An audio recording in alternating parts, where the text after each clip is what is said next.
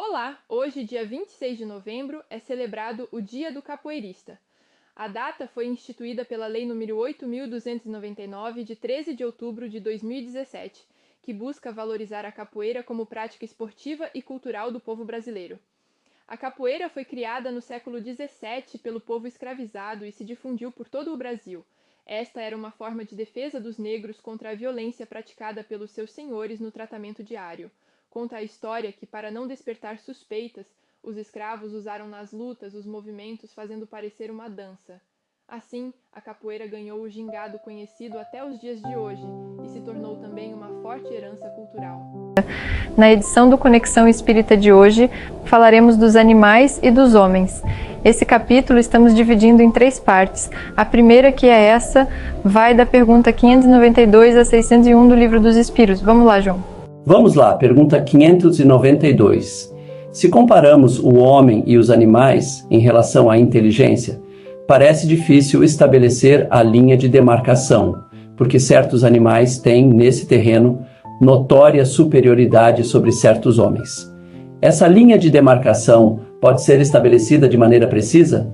Sobre esse assunto os vossos filósofos não estão muito de acordo. Uns querem que o homem seja um animal, e outros que o animal seja um homem. Estão todos errados. O homem é um ser à parte, que desce às vezes muito abaixo ou que pode elevar-se muito alto. No físico, o homem é como os animais e menos bem provido que muitos dentre eles. A natureza lhes deu tudo aquilo que o homem é obrigado a inventar com a sua inteligência, para prover as suas necessidades e a sua conservação. Seu corpo se destrói como o dos animais, isto é certo, mas o seu espírito tem um destino que só ele pode compreender, porque só ele é completamente livre. Pobres homens, que vos rebaixais mais do que os brutos. Não sabeis distinguir-vos deles? Reconhecei o homem pelo pensamento de Deus. 593. Podemos dizer que os animais só agem por instinto? Ainda nisso há um sistema. É bem verdade que o instinto domina na maioria dos animais, mas não vês que há os que agem por uma vontade determinada?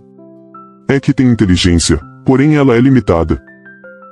Comentário de Kardec. Além do instinto, não se poderia negar a certos animais a prática de atos combinados, que denotam a vontade de agir num sentido determinado e de acordo com as circunstâncias. Há neles, portanto, uma espécie de inteligência, mas cujo exercício é mais precisamente concentrado sobre os meios de satisfazer as suas necessidades físicas e prover a conservação. Não há entre eles nenhuma criação, nenhum melhoramento. Qualquer que seja a arte que admiremos em seus trabalhos, aquilo que faziam antigamente é o mesmo que fazem hoje, nem melhor nem pior, segundo formas e proporções constantes e invariáveis. Os filhotes separados de sua espécie não deixam de construir o seu ninho, de acordo com o mesmo modelo, sem terem sido ensinados. Se alguns são suscetíveis de uma certa educação, esse desenvolvimento intelectual, sempre fechado em estreitos limites, é devido à ação do homem sobre uma natureza flexível, pois não fazem nenhum progresso por si mesmos, e esse progresso é efêmero, puramente individual, porque o animal, abandonado a si próprio, não tarda a voltar aos limites traçados pela natureza.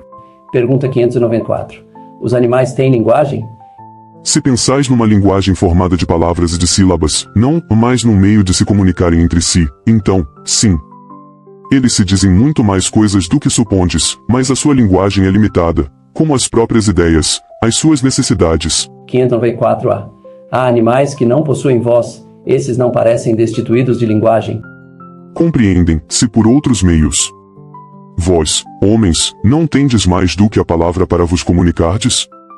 E dos mudos, que dizeis? Os animais, sendo dotados da vida de relação, têm meios de se prevenir e de exprimir as sensações que experimentam. Pensas que os peixes não se entendem? O homem não tem o privilégio da linguagem, mas a dos animais é instintiva e limitada pelo círculo exclusivo das suas necessidades e das suas ideias, enquanto a do homem é perfectível e se presta a todas as concepções da sua inteligência. Comentário de Kardec. Realmente, os peixes que emigram em massa, bem como as andorinhas, que obedecem ao guia, devem ter meios de se advertir, de se entender e de se combinar. Talvez o façam entre si, ou talvez a água seja um veículo que lhes transmita certas vibrações. Seja o que for, É incontestável que eles dispõem de meios para se entenderem, da mesma maneira que todos os animais privados de voz, que realizam trabalhos em comum. Deve-se admirar, diante disso, que os espíritos possam comunicar-se entre eles, sem o recurso da palavra articulada? Vere item 282. 595. Os animais têm livre arbítrio? Não são simples máquinas, como supondes, mas sua liberdade de ação é limitada pelas suas necessidades, e não pode ser comparada à do homem. Sendo muito inferiores a este, não têm os mesmos deveres. Sua liberdade é restrita aos atos da vida material. 596. De onde vem a aptidão de certos animais para imitar a linguagem do homem? E por que essa aptidão se encontra mais entre as aves do que entre os símios, por exemplo, cuja conformação tem mais analogia com a daquele? Conformação particular dos órgãos vocais, secundada pelo instinto da imitação. O símio imita os gestos, certos pássaros imitam a voz. Pergunta 597.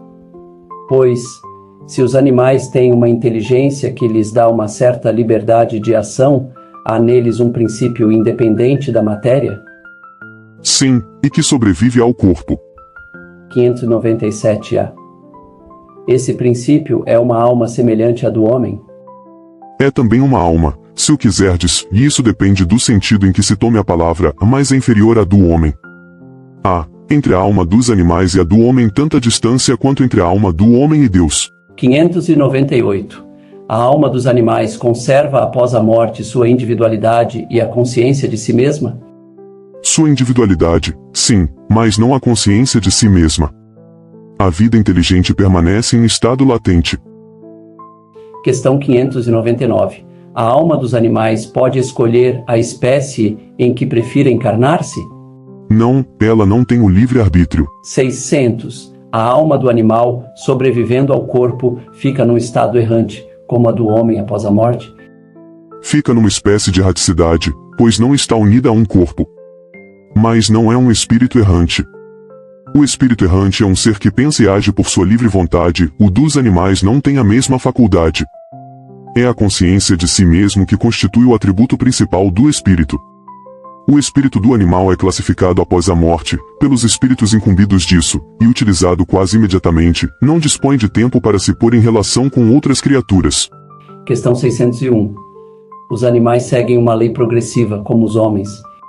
Sim, e é por isso que nos mundos superiores, onde os homens são mais adiantados, os animais também o são, dispondo de meios de comunicação mais desenvolvidos. São, porém, sempre inferiores e submetidos aos homens, sendo para estes servidores inteligentes. Comentário de Kardec. Nada há nisso de extraordinário. Suponhamos os animais de maior inteligência como o cão, o elefante, o cavalo, dotados de uma conformação apropriada aos trabalhos manuais, o que não poderiam fazer sob a direção do homem? São pela vida levados, jamais culpados. Nas matas, nos céus, no mar infinito, ecos do amor do Criador em seu grito. A alma humana, porém, de brilho e vigor, carrega em si o fardo, o saber, o ardor, dotada de razão, de escolhas, de luz. É do Espírito Eterno o reflexo que conduz. Mas quem, ao olhar nos olhos do irmão animal, não vê a centelha do amor universal? Embora sem ciência, são puros em ser, e na ordem divina têm muito a oferecer. Não há nos brutos a culpa que oprime, mas neles há a pureza que nos redime. Cuidar do mais fraco é cuidar de si, pois no ciclo da vida todos somos aqui. E quando no alto buscamos sentido, o livro da verdade nos fala ao ouvido. Respeita o mais simples, o pequeno ser, pois tudo que vês tem razão de viver. Assim, homens e animais, distintos em grau, partilham do amor que é eterno e igual. Na senda evolutiva, juntos avançarão, para no tempo encontrar a perfeição. Ó homens, que vos julgam os senhores da terra, lembrai-vos que a criação em si não erra. No menor dos seres há algo a aprender, pois o amor divino não escolhe um só ser. Jairo Lima.